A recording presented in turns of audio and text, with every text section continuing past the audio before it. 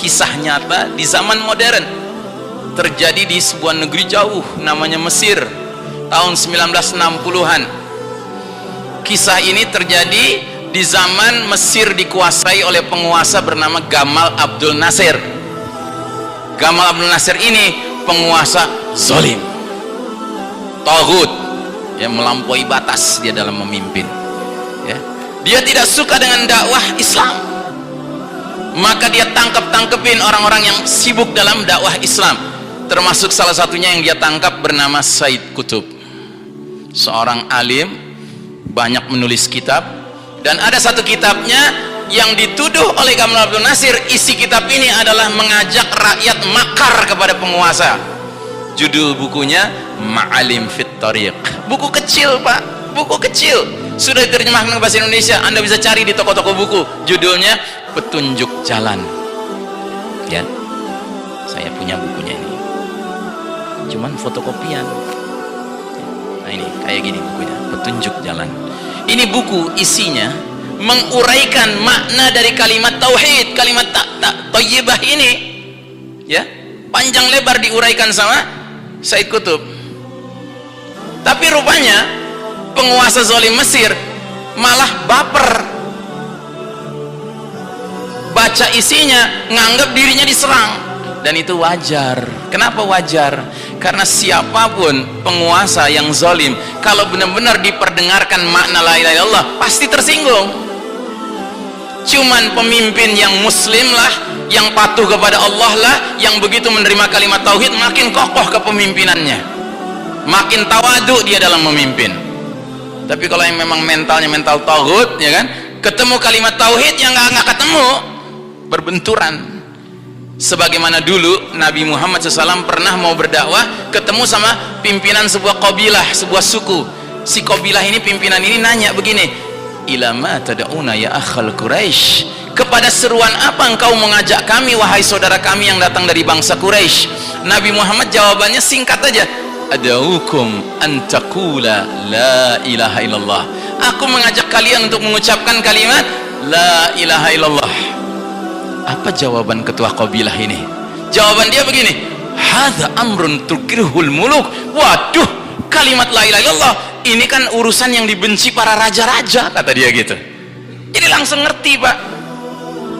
Cuman raja model mana yang tersinggung dengan kalimat la ilaha illallah? Raja yang ketogut-togutan gitu loh, yang kezolim-zoliman gitu. Tapi kalau raja yang muslim, pemimpin yang muslim, yang mukmin, yang memang menjunjung tinggi kalimat tauhid, dia mendapat kalimat tauhid makin kokoh kepemimpinannya, karena dia dibimbing oleh Allah Subhanahu wa ta'ala.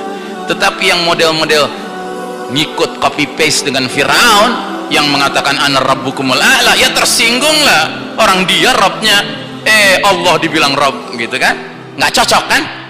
Nah, jadi Said Qutb akhirnya dipenjara, kemudian dia diadili di sebuah pengadilan militer yang lengkap semuanya kecuali satu yang nggak hadir. Apa itu? Keadilan nggak hadir. Jadi sebuah pengadilan yang berlangsung lengkap dengan semua aturan mainnya, kecuali satu yang nggak hadir. Apa? Keadilan nggak hadir. Jadi sandiwara, pengadilan militernya sandiwara, ya kan? Dimana dia akhirnya divonis hukuman mati. Nah, pada hari dia mau dihukum mati, digantung, ya, rupanya hari itu yang mau digantung banyak, termasuk pemuda-pemuda dakwah, ya. Dan yang tertua Said Qutb, yang paling alim Said Qutb. Dan di Mesir ada aturan main, kalau orang mau dihukum mati, maka orang dari Kementerian Agama Mesir mesti datang kepada si orang yang akan dihukum mati itu, menyampaikan prosedur eksekusi hukuman mati. Dan biasanya dia akan mengatakan kepada orang yang mau dihukum mati itu, hai fulan, sesuai prosedur kantor urusan agama di Mesir ini, kalau anda muslim mau dihukum mati, anda harus ngucapin 2 kalimat syahadat, gitu, ya. Dia datangi satu persatu orang yang mau dihukum mati itu, digantung itu.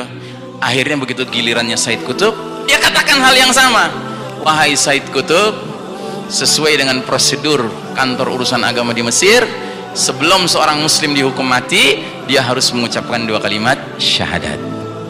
Jawaban Said Qutb yang menarik. Apa jawaban dia?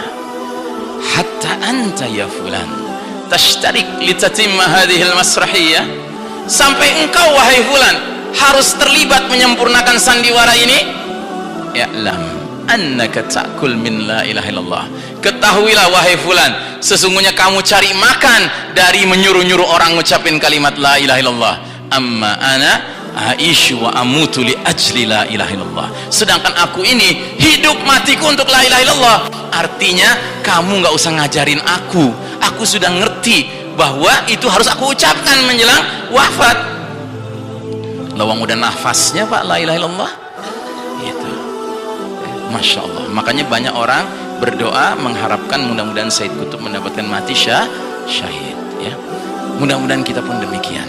Setidak-tidaknya mudah-mudahan kita diringankan lisan kita oleh Allah menjelang wafat, kita mengucapkan kalimat tauhid, kalimat syahadatain kita.